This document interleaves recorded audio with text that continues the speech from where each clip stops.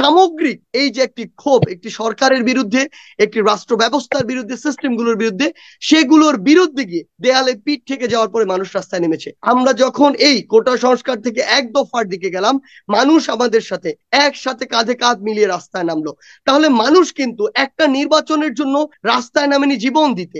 এই যে অভ্যুত্থান পরবর্তী একটি অন্তর্বর্তীকালীন সরকার হয়েছে, সেই সরকারটি যদি তার জায়গা থেকে শুধুমাত্র একটি নির্বাচন দেওয়ার কথা চিন্তা করে, তাহলে এই যে এত মানুষ রক্ত দিয়েছে, জীবন দিয়েছে, এই যে মানুষের চাওয়া এবং অভ্যুত্থানের এই মুহূর্তে সবচেয়ে গুরুত্বপূর্ণ হচ্ছে এই সংস্কারগুলোর আগে রাজনৈতিক দলগুলোর সংস্কার। এবং এই সংস্কারটির একটি গুরুত্বপূর্ণ স্টেপ হচ্ছে রাজনৈতিক দলগুলোতে যারা রাজনীতি করেন, অ্যাক্টিভলি ফুল টাইম রাজনীতিতে থাকেন, তাদের ফিনান্সিয়াল সিকিউরিটি। শুধুমাত্র হাত বদল হয়েছে। আমি কাউরান বাজারে গিয়েছি মাস্ক পরে, আমি অন্যান্য মাত্র একটি নির্বাচনের জন্য গণ অভ্যুত্থান ঘটেনি বা হাজার হাজার মানুষ জীবন দেয়নি, এমন মন্তব্য করেছেন সার্জিস আলম। তিনি বলেছেন চাঁদাবাজি এবং সিন্ডিকেট শুধুমাত্র হাত বদল করা হয়েছে। তো আওয়ামী লীগ থেকে অন্য রাজনৈতিক নেতারা এটা হাত বদল হয়েছে, কিন্তু সিন্ডিকেট চাঁদাবাজি কোনো কিছু বন্ধ হয় নাই।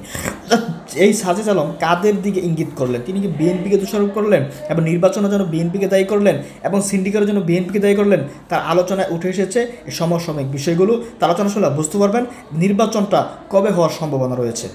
শুরু করতে চাই, আপনি একটু দয়া করে বলবেন নির্বাচন নিয়ে আসলে আপনারা যৌক্তিক যে সময়ের ব্যাপারে বলা হচ্ছে, যৌক্তিক সময়টা নিয়ে এখনো তর্ক বিতর্ক, যৌক্তিক সময়টা কতটুকু লম্বা হওয়া উচিত? বিএনপি মনে করে যে এই মুহূর্তে যদি নির্বাচনটা না দেওয়া হয় তাহলে একটা বড় ধরনের সংকট তৈরি হতে পারে।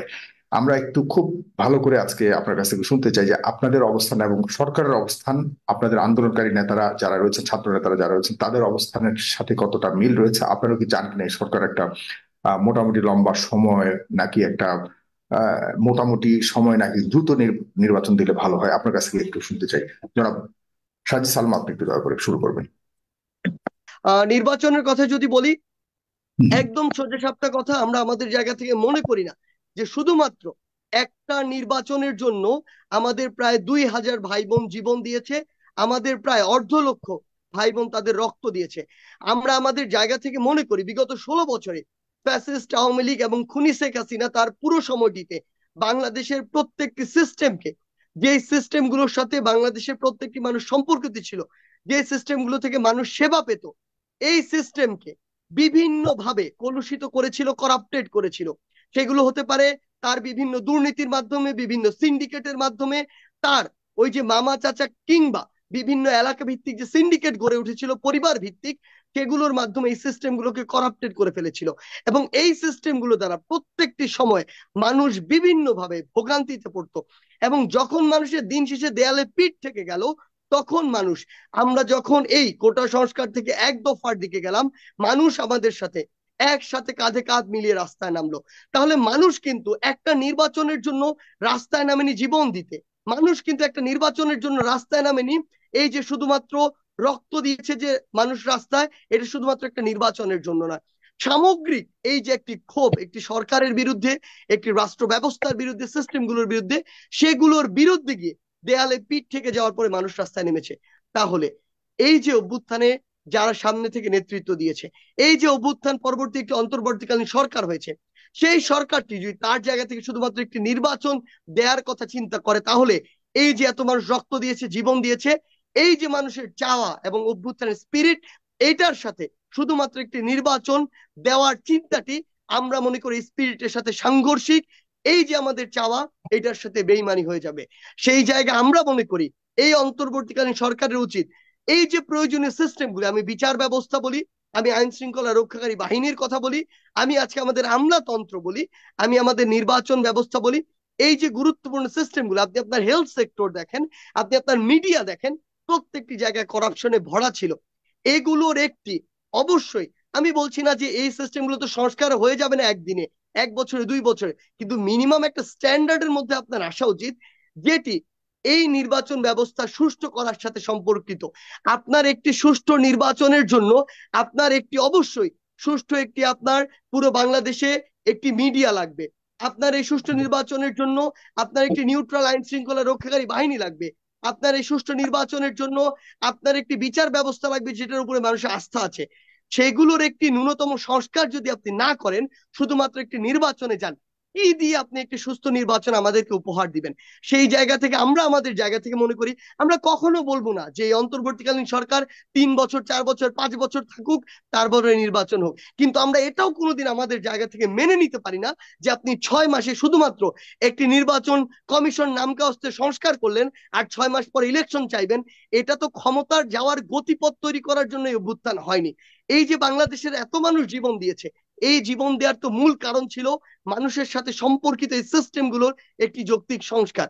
সেই জায়গা থেকে আমরা মনে করি এই সময়টি যেমন 6 মাস কোনোদিন যৌক্তিক না, আবার এই সময়টি 3 4 5 বছরও অনেক বাড়তি সময় হয়ে যায়। সেই জায়গায় অন্তর্বর্তীকালীন সরকারকে আমরা চাইবো এই সময়ের মাঝে একটি স্ট্যান্ডার্ড সময়, দ্রুততম সময়ের মধ্যে 5 বছরের আগে সরকার যেই গতিতে কাজ করত, অন্তর্বর্তীকালীন সরকার যদি সেই গতিতে কাজ করে তাহলে তাদের ওই দায়িত্ব ছেড়ে যার ওই জায়গায়, যে উপদেষ্টার ওই জায়গাটিতে এই স্পিড এবং এই স্পিরিট, এই দুইটি জিনিস নেই, সেই উপদেষ্টার বরং অন্য কাউকে এই দায়িত্ব বুঝিয়ে দেওয়া উচিত এবং দ্রুততম সময়ে এই দায়িত্বগুলো পালন করে একটি যৌক্তিক সংস্কার করে আমাদের নির্বাচনের দিকে যাওয়া উচিত। এবং অবশ্যই তার পূর্বে বাকি সিস্টেমগুলোর প্রতি মানুষের ন্যূনতম যে আস্থা, সেই আস্থাটি ফিরে আসা উচিত। এবং এটার জন্য যেমন 6 মাসও অযৌক্তিক, 3 4 5 বছর অযৌক্তিক, অবশ্যই এর মাঝামাঝি একটি স্ট্যান্ডার্ড সময় হওয়া উচিত। জি, কিন্তু সাজিদ আলম, এই যে 100 দিন পার করলো বর্তমান সরকার, এই 100 দিনে যা করেছে মানুষের প্রত্যাশার সাথে কি মিল খুঁজে পেয়েছে বলে মনে করেন? আপনি মনে করছেন যে নির্বাচনের জন্য শুধুমাত্র এই পরিবর্তন ঘটেনি? কিন্তু আমরা জানি যে গত 15 বছর ধরে নির্বাচনের জন্য বিরোধী দলগুলো অনেক জীবন দিয়েছে, আন্দোলন করে যাচ্ছে। তাদের চাওয়া শুধু একটাই ছিল যে একটা নির্বাচনের মাধ্যমে সকল সংস্কার সম্ভব, একটা সুষ্ঠু নির্বাচন হলে অনেক পরিবর্তন সম্ভব, কারণ একটা নির্বাচনের মাধ্যমে সঠিক মানুষকে নির্বাচিত করা যায় এবং সঠিক মানুষ সঠিকভাবেই যৌক্তিক সংস্কারগুলো করার সুযোগ পায়। সেখানে কি আপনি মনে করেন যে যেই এতগুলো রক্তের মাধ্যমে যে সরকার এখন আছে, তারা কি যৌক্তিকভাবে 100 দিন পার করতে পেরেছে? মানে যৌক্তিক সংস্কার যেটা যেটা মানুষ চেয়েছে সেগুলো করতে পেরেছে বলে মনে করেন? যেমন এখনো পর্যন্ত আমরা দেখি যে উপদেষ্টা নিয়োগের বিভিন্ন রকম বিতর্ক এখনো চলছে, এবং তাদের ব্যর্থতা নিয়ে এখনো সমালোচনা চলছে। সেই জায়গাতে আপনি কি বলবেন, এবং যৌক্তিক সময় আসলে কতটা সময়কে যৌক্তিক বলবেন? সংস্কারকে আপনি কতটা সংস্কার করতে পারলে আপনি বলবেন যে হ্যাঁ সংস্কার হয়েছে? এই জায়গাটা তো একটা বিশাল ব্যাপার, যে বিএনপি বলছে যে ভাই, নির্বাচিত সরকার ছাড়া এখানে আসলে হচ্ছে সংস্কার সম্ভব না। হুম। আপনার কোশ্চেনের যদি দুইটা জায়গা থেকে কথা বলি, প্রথম হুম। কথা হচ্ছে আমি একদম খুবই পোলাইটলি শ্রদ্ধা রেখে একটা জায়গায় স্পষ্ট দ্বিমত করি। সেটি হচ্ছে এই যে রাজনৈতিক দলগুলো তাদের জায়গা থেকে কেউ কেউ বলছে যে নির্বাচনের মাধ্যমে এরপরে যদি সরকার গঠিত হয় তাহলেই বাংলাদেশে একটি যৌক্তিক সংস্কার সম্ভব। সাগর ভাই, আপনি আমাকে উত্তর দিন তো, বিগত 53 বছরে বাংলাদেশে কতটি নির্বাচন হয়েছে? এই যে বিগত 53 বছরে বাংলাদেশে 12টি নির্বাচন হয়েছে, এই হুম। নির্বাচনগুলোতে তো কিছুগুলো ভণ্ডামির নির্বাচন ছিল, কিছুগুলো তো আমাদের জায়গা থেকে ওই রকম নির্বাচন ছিল যেগুলো নির্বাচনকে আমরা নির্বাচন মনে করি। তাহলে এই সময়টিতে এই দলগুলোর কেউ না কেউ তো ক্ষমতায় ছিল, তাহলে এই সংস্কারটি কেন হয়নি? বাংলাদেশে একটি নির্বাচন হবে, নির্বাচনের মাধ্যমে একটি দল ক্ষমতায় আসবে আর যৌক্তিক সংস্কার হয়ে যাবে, এই আশা আমরা আসলে ছেড়ে দিয়েছি। কোন রাজনৈতিক দল যদি এই কথাগুলো বলেও থাকে, আমরা তাদের উপরে সরি, আমরা এই আস্থাটা রাখতে পারতেছি না। এই আস্থা রাখার যে প্রতিদান দেয়া, এই প্রতিদান তারা অতীতে দিতে পারে নাই। কিন্তু তার মানে এটা না যে ভবিষ্যতে আমাদের জায়গা থেকে নতুন যারা আসবে তাদের প্রতি আমাদের যে বিশ্বাস, এটি তৈরি আমরা করব না বা হবে না, আমরা করব। কিন্তু সবচেয়ে বড় কথাটি হচ্ছে সেকেন্ড লেয়ারে আপনার ওই জায়গাটিতে যদি যাই, সেটি হচ্ছে যে এই যে অন্তর্বর্তীকালীন সরকার যেভাবে কাজ করছে, 100 দিন আজকে হলো, এই কাজে আমরা আমাদের জায়গা থেকে সন্তুষ্ট কিনা। স্পষ্ট কথায় বলি, আমরা আমাদের জায়গায় যতটুকু প্রত্যাশা করেছিলাম 100 দিনে, এই সরকারকে যে জায়গায় দেখতে চেয়েছিলাম, এই বাংলাদেশের সিস্টেমগুলোর ডেভেলপমেন্ট যে জায়গায় দেখতে চেয়েছিলাম, এখন পর্যন্ত সেই জায়গায় যায়নি, আমাদের প্রত্যাশাটি মিট করেনি। কিন্তু এই জায়গাটিতে আমি আরেকটি জায়গা দিয়ে নিজের একটি সান্ত্বনা নেওয়ার আবার ছোট্ট চেষ্টা করি। সেটি হচ্ছে আমি আমার জুলাই শহীদ স্মৃতি ফাউন্ডেশনে দেখছি, এই জুলাই শহীদ স্মৃতি ফাউন্ডেশনের 2 সপ্তাহ হয়েছে আমি দায়িত্ব নিয়েছি। এই ফাউন্ডেশন সেই সেপ্টেম্বরে কাজ শুরু করেছে, এখন চলছে নভেম্বর। এই ফাউন্ডেশন আগে অফিস করতে হয়েছে, এই ফাউন্ডেশনের যারা এমপ্লয়ি তাদেরকে নিতে হয়েছে, সেখানে আসবাবপত্রের সেট আপ দিতে হয়েছে, আমার একটি সফটওয়্যার তৈরি করতে হয়েছে, আমার ডেটাবেজের একটি ম্যানেজমেন্ট তৈরি করতে হয়েছে। এইগুলো করার পরে আমার এরপরে শুরু হয়েছে ভেরিফিকেশন। আমি কিন্তু ভেরিফিকেশন শুরু করা পর্যন্ত আমার ফান্ড দিতে পারছি না। পুরো বাংলাদেশ থেকে আমার শহীদ পরিবার এবং আহত ভাইয়েরা তাদের তথ্যগুলো পাঠাচ্ছে বা নিয়ে আসছে, আমরা সেগুলো ভেরিফিকেশন করছি, এরপরে আমার সিস্টেমটি রান করা শুরু করছি, আমি আমার ফান্ড দেওয়া শুরু করতে পারছি। তার মানে এই বিগত 16 বছরে পুরো সিস্টেম গুলো তো খুনি শেখ হাসিনার দোসরদের দ্বারা একদম করাপ্টেড ছিল। খুনি শেখ হাসিনা একটা হেলিকপ্টারে করে ভারতে পালিয়ে গিয়েছে, কিন্তু এই যে বাকি তার দোসরগুলো তারা কিন্তু কেউ যেতে পারেনি। আমার এই পুরো সিস্টেম তো আমার সহযোগিতা করতে হবে আমার প্রত্যাশিত ডেভেলপমেন্টের জন্য। আমি কখনো সরকারকে ডিফেন্ড করছি না, কোনোদিনও না, আমি করবো না, কারণ আমারও প্রত্যাশা পূরণ করেনি। এত বাধা বিপত্তির পরও আমি যে জায়গায় দেখতে চেয়েছিলাম ওই জায়গায় দেখতে পাচ্ছি না। কিন্তু তারপরও এই যে যারা দোসররা রয়েছে তাদের জায়গা থেকে যতটুকু সহযোগিতা করার দরকার ছিল করেনি। আমরা দেখেছি আমাদের জুলাই শহীদ স্মৃতি ফাউন্ডেশনের শহীদদের সহযোগিতার একটা ফান্ড, আমার আহত একজন ভাইকে বিদেশে চিকিৎসা করাতে হবে, তাদের যে ফাইলটা টেবিলে থাকে, আমার টেবিলের সামনে দাঁড়িয়ে থাকা লাগে এক টেবিল থেকে আরেক টেবিলে যেতে, ওই টেবিলের ওই অফিসার আসে না, সে ভেগে গিয়েছে। এই যে সামগ্রিক অসহযোগিতা সিস্টেমের ভিতর থেকে, এই অসহযোগিতাটা এই সরকারকে আরো স্লো করে দিয়েছে। বাট আমার জায়গা থেকে মনে হয় প্রত্যাশিত যতটুকু ছিল ততটুকু আমি পাইনি।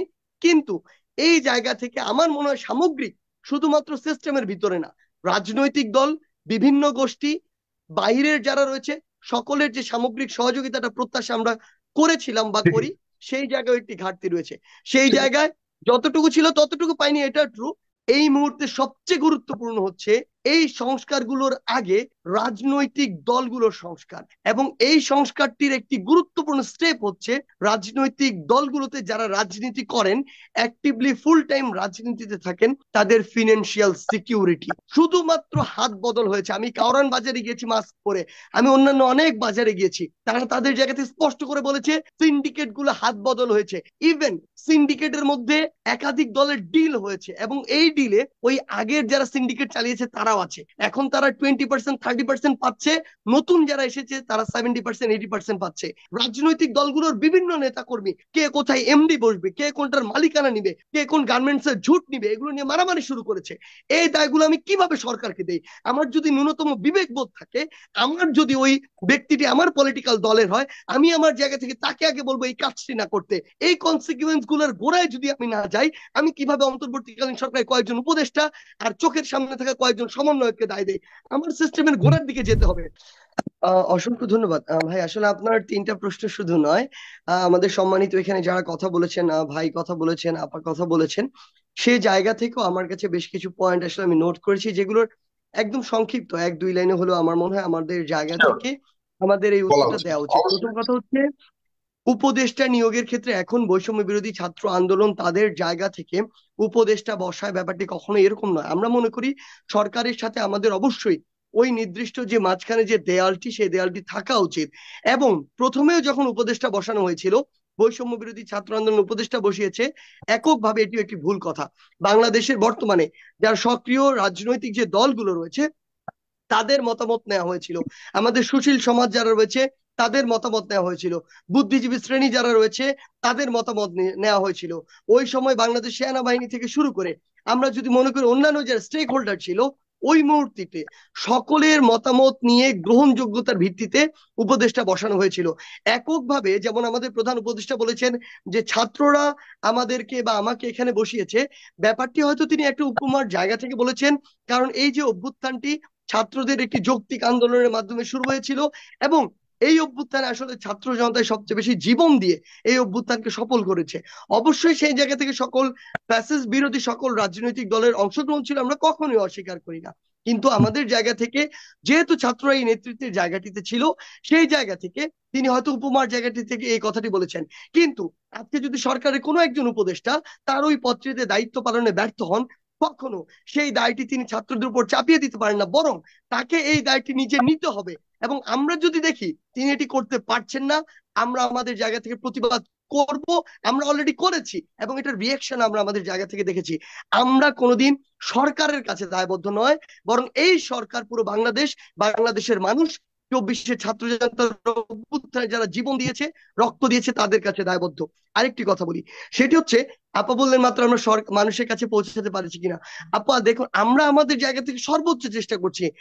আজকে সকালে আমি ঢাকায় ছিলাম, আজকে রাতে আমি পঞ্চগড়ে, কালকে সকালে আমি রংপুরে থাকবো, এর আগে আমি একদিন সিলেটে ছিলাম। আমরা শহীদ পরিবারকে আমাদের জায়গা থেকে আর্থিক ফান্ডই দিচ্ছি, বাকি সময়টুকুতে শহীদ পরিবারের যারা হচ্ছে তারা তো সাধারণ মানুষের অংশ। আমরা তাদের সাথে কথা বলি, তাদের অবস্থাটা বোঝার চেষ্টা করি।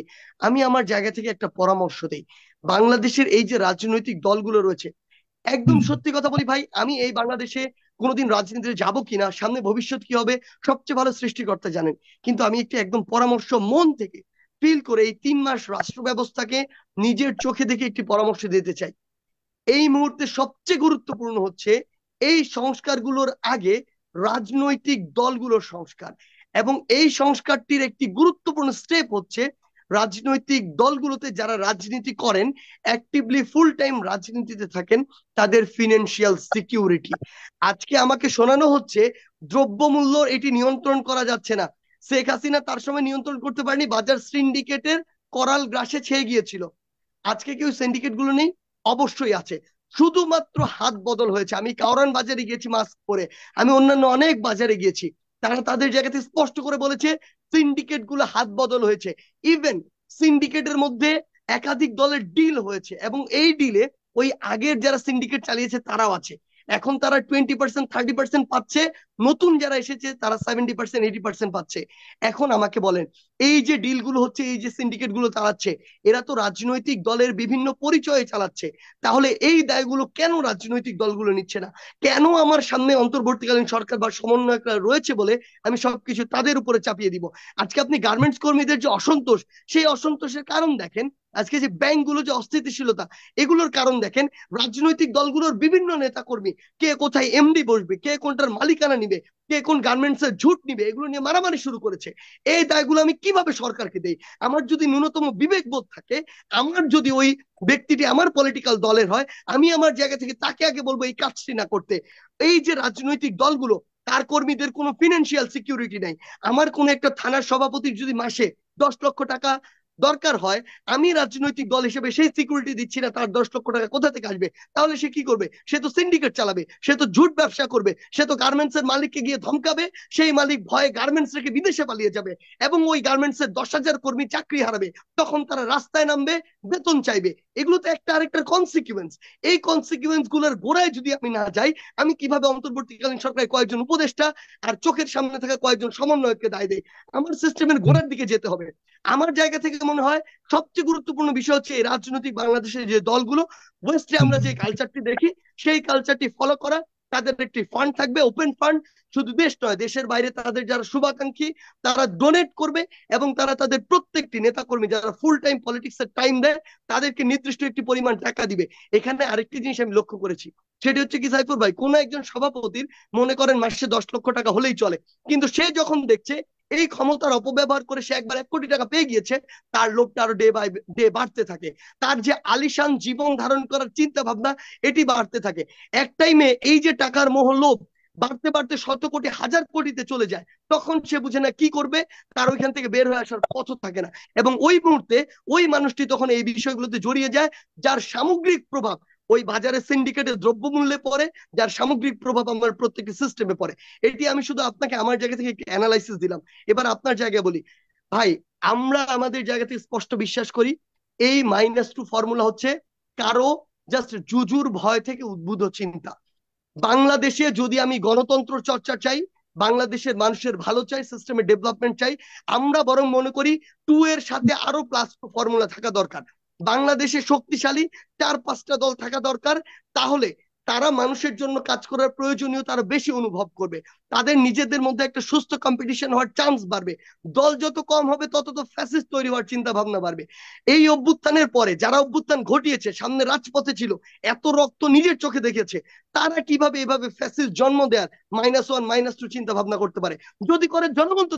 দর্শক আলোচনা শুনেছেন, শুনে তার মতের সাথে আমি একমত যে এই আসলেও একটা গণ অভ্যুত্থান হয়েছে শুধুমাত্র নির্বাচনের জন্য না, অনেক সংস্কারের প্রয়োজন রয়েছে। পাশাপাশি নির্বাচনটাও অত্যন্ত গুরুত্বপূর্ণ। এবং চাঁদাবাজের যে বিষয়টা, এটা 100 এমনটাই হয়েছে। শুধুমাত্র এখানে ক্ষমতাধর স্পষ্ট বলা যাচ্ছে বিএনপি, আওয়ামী লীগ থেকে বিএনপির হাতে এই চাঁদাবাজিটা গিয়েছে। বিএনপি চাঁদাবাজি যাওয়ার পর যে তারা চাঁদাবাজি না করবে তা কিন্তু নয়, তারা সেটা সদরে গ্রহণ করেছে, যার কারণে সিন্ডিকেট চাঁদাবাজি আগের মতো রয়েছে। তো বিএনপি এই কাজটি করতে পারে নাই, ক্ষমতায় যাওয়ার আগে তাদের এই অবস্থা, আর ক্ষমতায় গেলে তারা কি করবে সেটা কিন্তু আরও স্পষ্ট। এজন্য এদেশের মানুষকে খুব ভেবেচিন্তেই একটা সরকার নির্বাচন করতে হবে।